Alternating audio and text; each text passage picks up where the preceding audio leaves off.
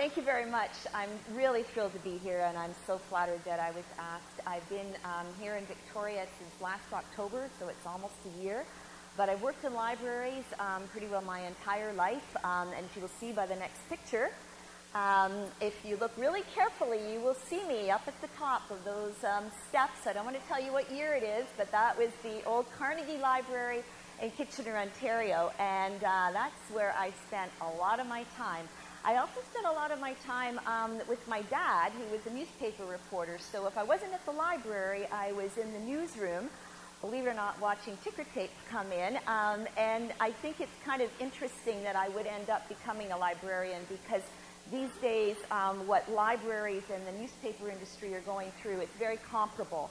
Everything is changing. The way we deliver information is completely different than what it was even just 5-10 years ago, and we're all kind of challenged with meeting user needs. And that's what I want to talk to you about today, is what we are doing as a public library, because as the next slide quotes, ask 10 librarians what a library is, and they're going to give you 10 different answers, and everyone is going to be different. And I'm sure if I asked all of you what your impression of the public library is today, what you would like it to be, we get a lot of interesting conversation.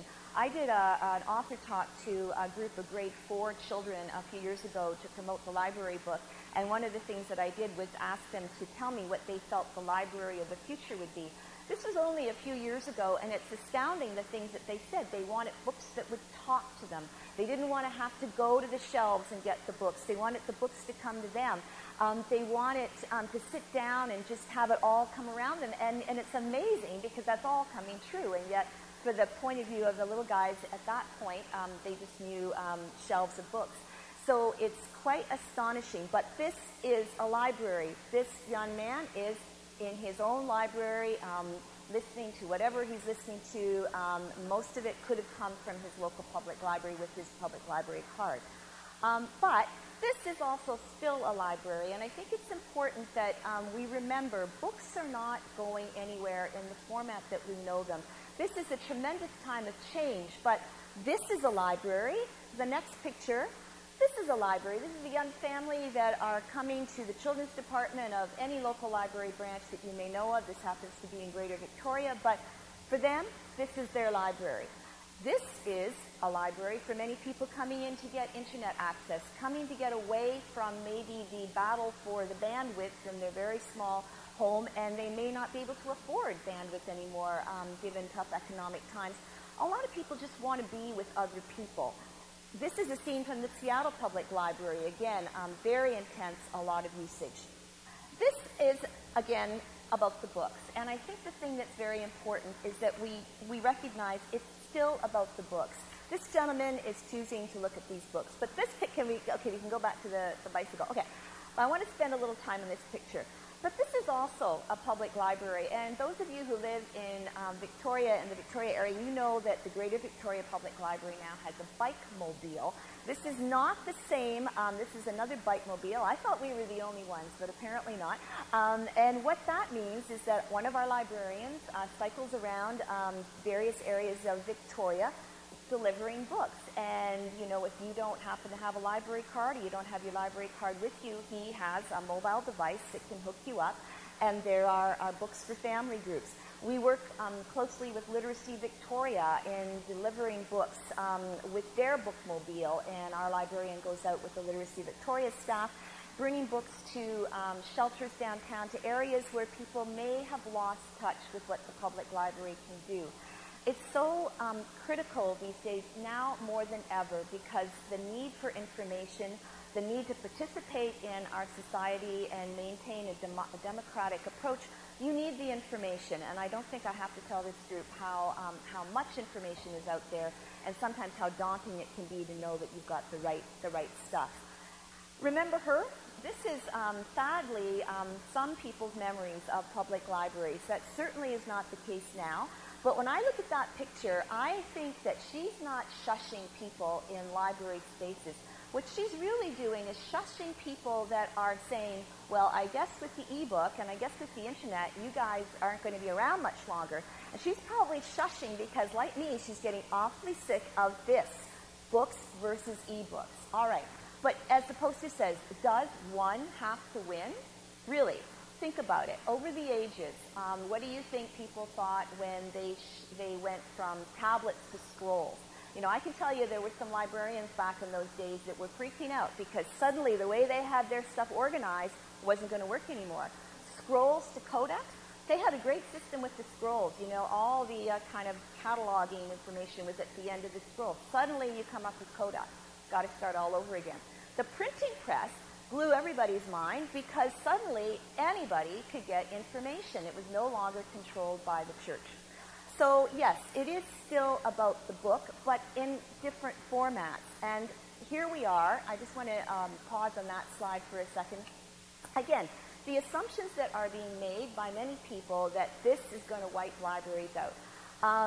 I don't know how many of you have been to a library lately, but I can tell you it's sometimes very difficult to get a seat, very difficult to get a chair.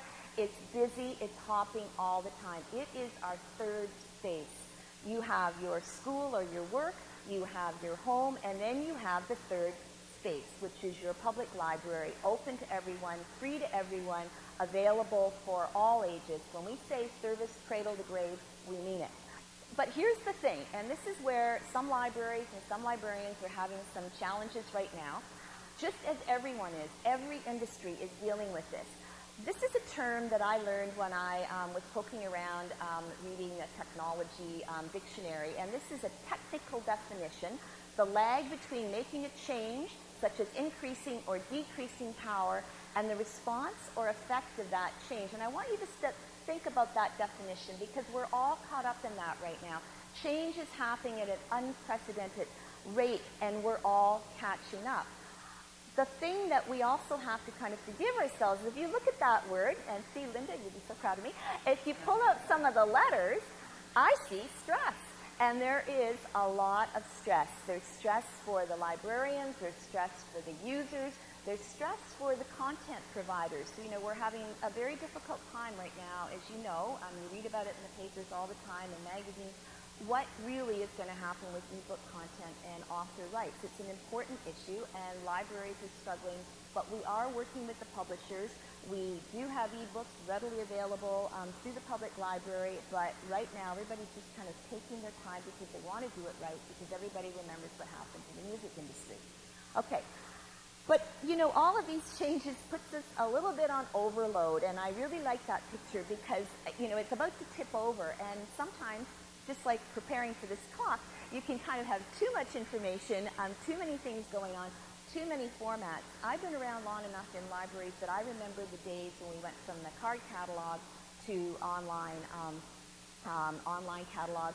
But I also remember the challenge that many libraries had, believe it or not, going from cassette to CD. Now, some of you are too young to remember that, but it was traumatic for public libraries. When do you actually give it up? So I wanted to share this with you because this is true. They have done studies, not just Excedrin. The number 2 ranked head-aching producing profession is my profession, my job. And part of it is just because no one prepared us for this. This was a job that you went into if you liked to read and you liked quiet spots. Now, that wasn't my case, but for many of my colleagues, it used to be the case. Now, you better be pretty darn good with your BlackBerry and pretty quick because you've got to move fast. So I wanted just to kind of share that with you because the thing that gives me a real headache is the fact that people who believe the internet is kind of the end of the world for libraries, they also don't understand why we need space. They don't understand why we need new buildings. This quote, Winston Churchill, is very important. We shape our buildings, and afterwards our buildings shape us. Public library buildings need to be renewed, and they need to be refreshed. You've all heard about the Seattle Public Library. I'm going to show you some pictures of some recent builds. This is the Hamilton Public Library that renewed its Central Library in partnership with the Hamilton Farmers Market. It's a fantastic building. The next slide is going to show you. This is the inside. This is just before they opened. It kind of looks a little bit like an iPad, but you see a lot of open space, beautiful airy windows. Next slide. Okay, lots of books. but lots of room. And this is a really great feature that Hamilton is very proud of, and I have to tell you that I came from Hamilton, and this is my project, so I'm very proud of it. So there's a lot of light, and that space by the windows is intended to be a performance space, a sitting space, a living room, you name it. It's multifunctional, beautiful. Okay, next slide, please. This is the new Surrey Public Library that's going to be opening in a couple of weeks. Their central library that's getting a lot of attention. Fantastic. Now, this makes me think of the Guggenheim. Like, isn't that incredible? Like, that's just fantastic. Look at that. That's beautiful. Who wouldn't want to spend time in that building? And this is what Missy was talking about. This is in Amsterdam. This is a children's nook. But notice how much room is built in for people. This is a people space. That's what libraries are all about, people. And that's what happens in public libraries. This is in a children's department, could be any library's children's department. Grandmother, young child, new generation, old generation using their public library. This is the teen zone in libraries. Teens want their own space. The Victoria Foundation's recent Vital Signs report, last year's Vital Signs report, noted just how important teens in our area value their library and want more room for them, and we are meeting that need. This is going back to the Seattle Public Library again. It's not the best shot, but every single computer booking station, every station there is completely filled, and I couldn't find the picture, but there's an old picture from the Depression of the New York Public Library, rows and rows and rows of men reading the newspaper, looking at jobs. Just like this gentleman is now looking at his newspaper, because that's what he prefers. And the library has what you want. We are doing what you want right now, not yesterday. We're not catching up. We've always been ahead of the game. Sometimes people, some politicians don't understand that, but public libraries have always been anticipating needs. This is just a study group, again, in any public library. Okay, this is something, again, I just want to make you think about. It's when people stop thinking of something as a piece of technology that the thing starts to have its biggest impact. That's where we are right now, because as the next slide will demonstrate, it is all about social networking. Libraries know it's all about social networking. There's been some studies in the States that actually showed that library directors were on social networking before many of our customers. We love it. This is, again, where libraries are setting themselves up to accommodate social networking needs. The next slide will just show you something that the Greater Victoria Public Library has done, BiblioCommons, which is a social networking-based catalog, so you can share your favorite books and lists that you like, start building your own preferred library. It's a fantastic tool. Many libraries are using it now across North America. Next slide. Again, I love this picture because, again, it goes back to my early one. This is a library. Anywhere, anytime. We have Ask Now service. You can chat with a librarian live. And again, I really like this quote. Michael Moore, as you know, is a little bit provocative, but he really likes librarians, so we really like him. And this is kind of out of context in when he talked. There's a whole story about why he said that. It was to get a book published. But, you know, it's true. We are plotting. You know, we are thinking about what you guys need and how to be more usable and more functional. So the final quote, and then I just have a couple of pictures. This is kind of my mantra. This was the response that these gentlemen, Michael Gorman and Walt Crawford, who are considered to be like gurus of librarianship, when they were asked, will libraries be successful in the future? And that was their answer, because it's true. Only the successful ones are going to continue to exist. We have to continue to change. And it's hard for us, hard for you, hard for us, but we are changing. And that means that this little guy, you know, wherever there's more, his name is Harry. Many Harrys ahead of him, many Harrys behind him. And then I love this last picture that I've shared with you because, again, that sums it up. They're both reading. You know, they're both reading. One has a print book, and I think is listening to something on her headphones. The other is using a device. Whatever happens with the format, we're all reading. And in fact, the fact that we have more formats to choose from, it's great for all of us. So I end that talk with my own challenge. I didn't have a choir to bring up. I had to rely on slides. But I just ask you all, if you haven't been to your public library for a while, come in and see what we're all about. And if you have some suggestions, I would love to hear from them. We're just completing our strategic plan process for the next few years, and a lot of exciting things are going to be happening locally. Tons of stuff is happening across the country. So I thank you very much for your attention.